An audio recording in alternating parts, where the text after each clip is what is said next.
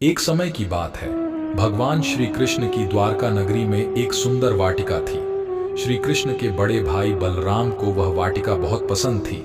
उस वाटिका का निर्माण उन्होंने ही करवाया था। एक समय की बात है, उस वाटिका में एक बहुत बड़ा वानर घुस गया और वहां के फल को वह खा रहा था। वह वानर वृद्ध था, परंतु साथ ही साथ बड़ा विराट भी था। वाटिका के द्वारपाल उस वानर से भयभीत हो गए और वहां से भाग गए। उन द्वारपालों ने जाकर बलराम जी को यह सूचना दी कि कोई बड़ा वानर उस वाटिका के अंदर आ गया है और वहां के फल खा रहा है।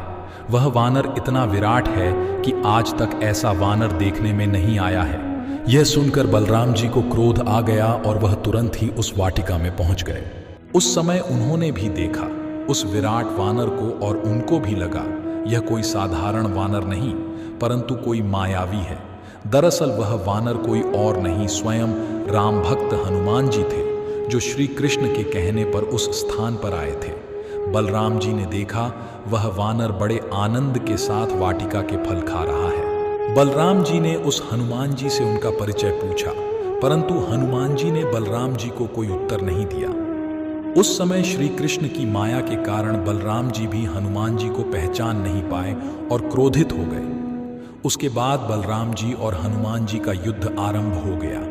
उस समय बलराम जी ने बार बार हनुमान जी पर प्रहार किया, परंतु हनुमान जी ने उनको हर बार विफल कर दिया।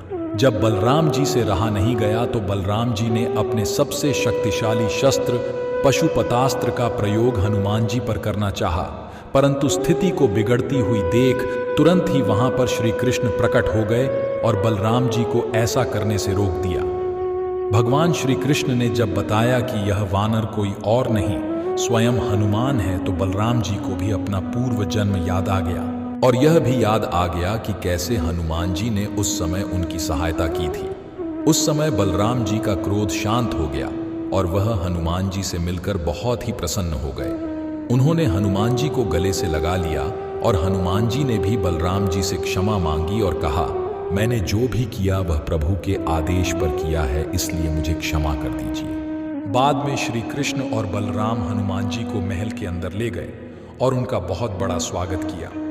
तो दोस्तों, कमेंट बॉक्स में जय बजरंगबली जरूर लिखें और हाँ, अगर आप चैनल पर नए हैं तो प्लीज़ चैनल को लाइक और सब्सक्राइब ज़रूर करें, क्योंकि दोस्तों आप सभी से मुझे बहुत उम्मीदें हैं। आपका दिन शुभ हो। धन्यवाद।